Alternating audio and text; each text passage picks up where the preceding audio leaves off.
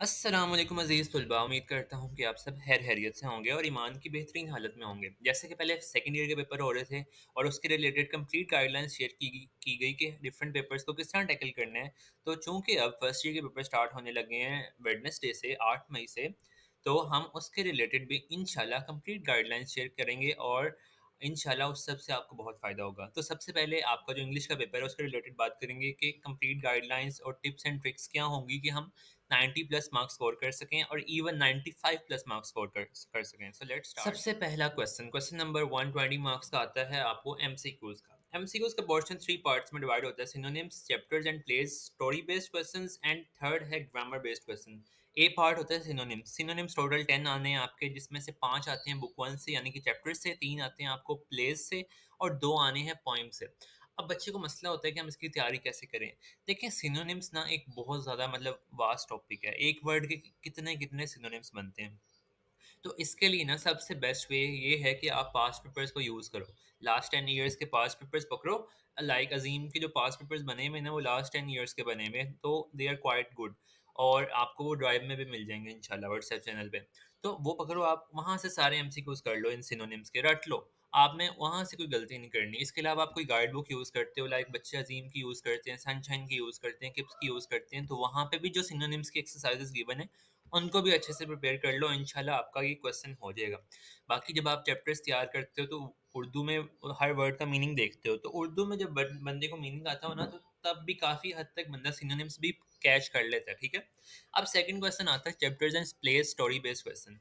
और ये किस तरह के क्वेश्चंस होते हैं? जैसे चैप्टर्स के एंड पे ना आपको एक्सरसाइज़ जो गिवन है, उसमें क्वेश्चंस बनाए होते हैं चैप्टर के अंदर से इन्फॉर्मेशन की, कि ये करैक्टर था, इसने ये किया, इसकी एज क्या थी, जैसे कि अब हीट लाइटिंग आपका प्ले है, उसमें मैन 1 की एज क्या होगी, लड़की की क्या एज होगी, इस तरह के जो क्वेश्चंस होते हैं ना, ये इसमें आते हैं।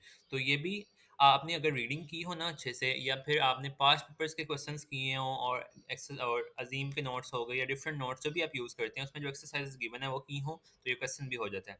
थर्ड आता है ग्रामर बेस्ड एमसीक्यूज़ में। ग्रामर बेस्ड एमसीक्यूज़ में मेजर पोर्शन होता है हमारा टेंसेस का और कंडीशनल सेंटेंसेस का। सो इनको एक दफ़ा पढ़ लेना। लेट्स सपोज़ आपके पास पढ़ने का टाइम नहीं है। अब बहुत से स्टूडेंट ने नहीं पढ़ा होगा अगर पूरा साल, तो इट्स ओके, कोई इसमें बुरी बात नहीं है। तो इसको आप किस तरह टैकल करोगे? सेम वही चीज़, पास्ट पेपर्स की इम्पोर्टेंस बहुत ज़्यादा है पंजाब बोर्ड में, तो इनको आप बिल्कुल डिनाई नहीं कर सकते। पास्ट पेपर्स में आपको एम्पल क्वेश्चंस मिल जाएँगे, उनको अच्छे से प्रैक्टिस कर लो, उनको एक दफ़ा सारों को गो थ्रू कर लो, इंशाल्लाह ये क्वेश्चन हो जाएगा। So now let's move to the subjective part. Subjective part में आपका सेक्शन 1 जो होता है, क्वेश्चन नंबर 2, 3 एंड 4 सेक्शन 1 में आते हैं। इसमें शॉर्ट क्वेश्चंस हैं। क्वेश्चन नंबर 2 चैप्टर से आना है आपको। 6 में से 9 क्वेश्चंस करने होते हैं और ये आपको बुक 1 से आने हैं। अब इनको किस तरह करना है? ये जो क्वेश्चंस आने हैं ना आपको 9, इनमें से ना मेजॉरिटी जो हैं आपके एक्सरसाइज वाले क्वेश्चंस आए होंगे। सो सबसे पहले जिस स्टूडेंट ने पूरा साल कुछ नहीं किया, सबसे पहले एक्सरसाइज के क्वेश्चंस कर ले, 100% एक्सरसाइज के क्वेश्चंस कर लेगा तो उसका इंशाल्लाह ये क्वेश्चन हो जाएगा। इसके अलावा जिन स्टूडेंट्स की तैयारी बहुत अच्छी है, वो एक्सरसाइज के क्वेश्चंस के अलावा एक दफ़ा पास्ट पेपर्स के क्वेश्चन देख लें, ताकि उनके let's suppose additional short questions भी आ जाते हैं कोई, तो वो भी ईज़िली उनके हो जाएँ, ठीक है? क्वेश्चन नंबर 3 है हमारा प्लेज़ में से। क्वेश्चन नंबर 3 हमारे जो शॉर्ट क्वेश्चंस आते हैं वो प्लेज़ के पोर्शन में से होते हैं। आपके 3 प्लेज़ हैं, हीट लाइटिंग है, एक है visit to a small planet and third है ऑस्टर एंड द पर्ल। अब इसमें से आपको टोटल 8 शॉट आने हैं, इसके भी एक्सरसाइज़ वाले इंपॉर्टेंट होते हैं। इसके अलावा इसमें से 5 आपने करने होते हैं। अब इनको किस तरह करना है? इसमें से ना लेट्स सपोज़ एक बच्चे ने मतलब उसकी इतनी अच्छी तैयारी नहीं है, तो वो 3 प्लेज़ करने की बजाय 2 प्लेज़ अच्छे से तैयार कर ले, तो उसका ये पोर्शन भी हो जाएगा। 2 प्लेज़ 100% तैयार कर लो, आप ये वाले क्वेश्चंस कर लोगे। और जिसने अच्छे से की हुई है तैयारी, वो तीनों प्लेज़ करे, ताकि उसका बिल्कुल ज़ीरो रिस्क रहे। और उनके जितने भी शॉर्ट क्वेश्चंस बनते हैं ना, एक दफ़ा कर ले। लाइक पास्ट पेपर्स के क्वेश्चंस देख लोगे ना, आपका पोर्शन कवर हो जाता है। क्वेश्चन नंबर 4 आता है आपको पोएम्स में से क्वेश्चन। पोएम्स आपकी बहुत ज़्यादा लाइक 20 पोएम्स हैं। सो ये नहीं कि आप 20 पोएम्स के क्वेश्चंस रटने बैठ जाओ, it will take a lot of your time. इसमें से आपको 6 क्वेश्चंस आने हैं, 4 करने होते हैं। और आपको ना हर पोएम का थीम पता होना चाहिए। एक दफ़ा पोएम आपने अगर रीड की हो ना कि उसमें बेसिकली बात क्या की जा रही है, तो शॉर्ट क्वेश्चंस ईज़िली टैकल कर लेते हो। इसके अलावा अगर मैं कहूँ कि पहली 10 पोएम्स की बात करूँ, तो पहली 10 poems are literally very, very important. उनको अच्छे से करो, उनके शॉर्ट क्वेश्चंस करो और उनके मतलब पास्ट पेपर्स के शॉर्ट क्वेश्चंस को गो थ्रू करो, इंशाल्लाह ये वाला पोर्शन भी आपका कवर हो जाना है। Section number 2। सेक्शन नंबर 2 का क्वेश्चन नंबर 5, उसमें आपको या तो लेटर होता है और एप्लीकेशन, दोनों में चॉइस आती है आपको, और ये 10 मार्क्स का क्वेश्चन है। अगर मैं बात करूँ कि किसमें ज़्यादा मार्क्स हासिल करने की मतलब चांसेस होते हैं, तो मैंने बहुत से स्टूडेंट से बात की जिन्होंने 95 प्लस स्कोर किया, और इवन कि एक स्टूडेंट 98 में जानने वा 98 उन्होंने स्कोर किया, मेरे जानने वाले हैं। और उन्होंने कहा कि हमने लेटर को प्रेफ़र किया, क्योंकि लेटर में मार्क्स डिडक्ट होने के चांसेस ज़रा कम होते हैं और इसकी थोड़ी लेंथ भी ज़्यादा होती है। लेकिन कोई मसला नहीं, अगर आपने एप्लीकेशंस भी तैयार की हुई हैं, एप्लीकेशन प्रॉपर लिखी हुई है, पैटर्न 100% फ़ॉलो किया हुआ है, आपको इसमें भी मार्क्स मिलेंगे। और लेटर की मैं बात करूँ तो लेटर में आप एक आधा 1-2 कोटेशंस भी डाल सकते हैं। अगर उसके रिलेटेड बनती है ना, तो आप कोटेशंस उसमें फिट कर सकते हैं। एक स्टूडेंट ने, उनके फर्स्ट ईयर में 98 आए थे इंग्लिश में आउट ऑफ 100, उन्होंने लेटर में कोटेशन डाली थी, मैंने उनसे पूछा। और इसके अलावा लेंथ की मैं बात करूँ लेटर की, तो ये 2 पेजेज़ तक या थोड़ा-सा एक्सीड भी कर सकती है, तो इट्स ओके। और एप्लीकेशन की लेंथ की बात करूँ, तो एप्लीकेशन की आइडियल लेंथ ना 1 पेज होती है। 1 पेज से थोड़ा एक्सीड भी कर सकती है, लेकिन आइडियल लेंथ में अगर कहूँ ना, तो ये 1 पेज होती है, और आपने इसका प्रॉपर पैटर्न फ़ॉलो करना है। अब पैटर्न में भी बड़े बच्चों को मसला आता है। तो पैटर्न ना आप ना वो वाला फ़ॉलो करो जो आपकी इंग्लिश ग्रामर एंड कंपोज़िशन की जो बुक आई है इस बार, उसमें जो गिवन है। उसमें जो आपको पैटर्न गिवन है वो करो। और लेटर एप्लीकेशंस के लिए जो इम्पोर्टेंट इम्पोर्टेंट लेटर्स और एप्लीकेशंस है ना, वो आपको व्हाट्सएप चैनल पे मिल जाएँगे। इसके अलावा जो इंग्लिश ग्रामर एंड कंपोजिशन वाली बुक है, उसमें जो लेटर एंड एप्लीकेशंस के नेम्स गिवन है, वो भी बहुत ज़्यादा इंपॉर्टेंट है। ये कोई मुश्किल क्वेश्चन नहीं है। आप खुद से सेल्फ राइटिंग भी कर सकते हो, अगर आपको एक प्रॉपर पैटर्न पता हो और आपने अगर एक आधी दफ़ा लेटर्स पढ़े हों और एप्लीकेशंस पढ़ी हों, ठीक है? तो कोई मुश्किल क्वेश्चन नहीं है। क्वेश्चन नंबर 6 है आपका स्टोरीज़, यानी कि आपको मॉरल स्टोरी आती है, आपने उसका टाइटल लिखना होता है, देन स्टोरी लिखनी होती है और एंड पे वो मॉरल लिखना होता है। ये 10 मार्क्स का क्वेश्चन है। इसमें भी आपकी अगर लेंथ की मैं बात करूँ, तो ये आपकी ऑलमोस्ट 2.5 पेजेज़ तक जाती है स्टोरी। और स्टोरी में बच्चों को मसला आता है कि हम कोटेशन लिखें या ना लिखें।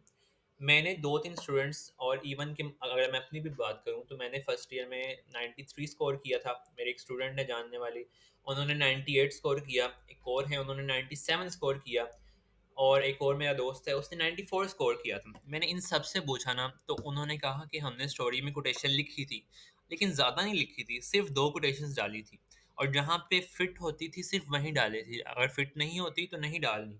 अगर आपकी स्टोरी में कोटेशन मतलब अगर चांस बनता है कि फिट हो सके, तो डाल दो, एटलीस्ट बस 2 कोटेशंस, इससे ज़्यादा नहीं। और आपकी लेंथ 2.5 पेजेज़ तक मेंटेन रखो। अब मैं आपको स्टोरी में अगर मार्क्स की डिवीज़न बताऊँ ना, तो सबसे पहले 1 मार्क्स ना स्टोरी के टाइटल का होता है। लाइक जौन सी भी स्टोरी आई है ना आपको, उसका टाइटल ज़रूर देना है आपने, ठीक है? फिर आपने पूरी स्टोरी लिखनी है अपनी, और देन एट ला and the in the end आपने मोरल लिखना है, और आपकी स्टोरी खत्म हो जाएगी। इस तरह आपकी स्टोरी का क्वेश्चन भी हो गया। अब क्वेश्चन नंबर 7 आता है आपका 15 मार्क्स का, उसमें 3 पार्ट होते हैं, stanza, punctuation and pair of words. Stanza की अगर मैं बात करूँ, तो stanza is a 5 marks question, 5 marks का ये क्वेश्चन है। ये आपकी पॉइंट्स में से आना है, ठीक है? अब इसकी तैयारी के लिए क्या करना है? लाइक 20 पॉइंट्स के आप एक्सप्लेनेशंस रट तो सकते नहीं हो, तो इसमें भी यही कहूँगा कि आपको बस थीम पता होना चाहिए कि बेसिकली पोएम में क्या बात की जा रही है, ठीक है? अब रेफ़रेंस की मैं बात करूँ, रेफ़रेंस के आपके 2 नंबर होते हैं, तो रेफ़रेंस अच्छे से तैयार करना है, यानी कि हर पॉइंट का नाम, एग्ज़ैक्ट नाम, जो बुक में लिखा है, ये नहीं कि अपने से। अब क समटाइम्स होता है कि आपको ऐसी पोएम आ गई, लाइक सिंधी वुमन की मैं बात कर लूँ, बुक में लिखा हुआ है I guess the Sindhi woman. अगर बुक में दी सिंधी वुमन लिखा है, तो आपने भी दी सिंधी वुमन लिखना है। अगर दी सिंधी वुमन नहीं लिखा, खाली सिंधी वुमन लिखा है, तो आपने भी फिर सिंधी वुमन लिखना है। ये आपके मार्क्स, मतलब ये छोटी-छोटी चीज़ें होती हैं, जो मार्क्स गेन करने में बहुत हेल्पफुल साबित होती हैं। सो आपने एक नंबर ये हो गया आपका रेफ़रेंस में, और एक नंबर होता है आपका पोएट का नाम का। जैसे कि कोई पोएम है पीबी शैले की, वो आपने उसका पोएट का नाम लिखोगे, तो आपका 1 नंबर वहाँ से आ गया, ठीक है? देन आपका होता है कॉन्टेक्स्ट। कॉन्टेक्स्ट आपका 5-6 लाइनों का होता है, और उसका 1 नंबर होता है आपका, एंड देन आपका आती है एक्सप्लेनेशन। एक्सप्लेनेशन आप मैक्सिमम 1.5 पेज की लिख लो, 2 नंबर की एक्सप्लेनेशन है, और इसमें भी आप कोटेशन वगैरह ऐड कर सकते हो। आपको पोएम्स वगैरह की और स्टोरीज़ वगैरह की सारी कोटेशन व्हाट्सएप चैनल पे in the form of drive मिल जाएँगी, उसकी आपको टेंशन ओके, लेने तो की क्वेश्चन बिल्कुल नंबर ज़रूरत 7 का जो बी पार्ट होता है वो पंक्चुएशन का होता है। पंक्चुएशन का टॉपिक भी आपका मतलब चैप्टर्स में से आना है। अब इसकी हम तैयारी किस तरह करें? लाइक ब बच्चों को बहुत मसला आता है इस टॉपिक में कि हम इसमें किस तरह अच्छा स्कोर कर सकते हैं। सो देखें बच्चों, जो चैप्टर्स में जो पंक्चुएशन गिवन है ना, हर राइटर ने अपने मुताबिक पंक्चुएशन की भी, लाइक प्रॉपर इंग्लिश रूल्स को फॉलो नहीं किया गया हुआ, अपने से मतलब उसने एक यूनिक सी चीज़ बनाई दी है। सो इसमें यही हो सकता है कि हम हर चैप्टर की अब पंक्चुएशन रटने तो बैठ नहीं सकते, इतना मतलब हमारे पास फ्री का टाइम तो है नहीं, हमने अपने टाइम को अच्छे से यूटिलाइज़ करना है। बेस्ट वे इज़ कि आप जितनी पास्ट पेपर्स में पंक्चुएशन की एक्सरसाइजेज़ गिवन है ना, लाइक आपको स्कॉलर के पास पेपर्स हो जाएँ या अज़ीम के पास पेपर्स हो जाएँ, वहाँ पे आपको काफ़ी ज़्यादा ना पंक्चुएशन एक्सरसाइजेज़ मिल जाएँगी। हो सके तो बस उनको अच्छे से तैयार कर लो और एक दफ़ा देख लो कि पंक्चुएशन बेसिकली किस तरह होनी है। लाइक जहाँ पे एक्सक्लेमेटरी साइन आना है, वहाँ एक्सक्लेमेटरी साइन लगाओ, कॉमा आना है, कॉमा लगाओ, सेमीकोलन आना है, सेमीकोलन लगाओगे और कॉलन आएगा तो कॉलन लगाओगे, ठीक है?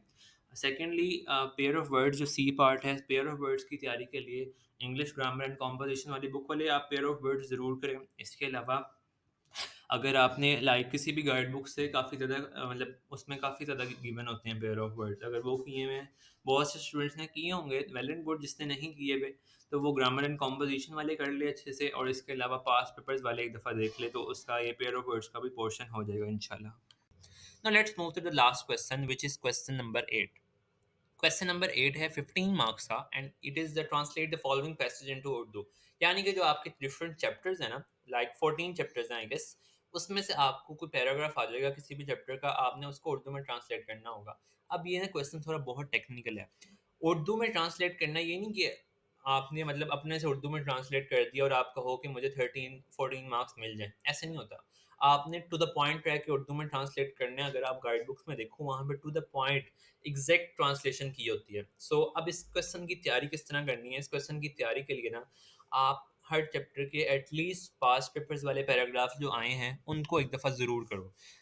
बहुत से स्टूडेंट ने तो 100% तैयार किए होंगे 14 चैप्टर, उनको एक एक पैराग्राफ आता होगा।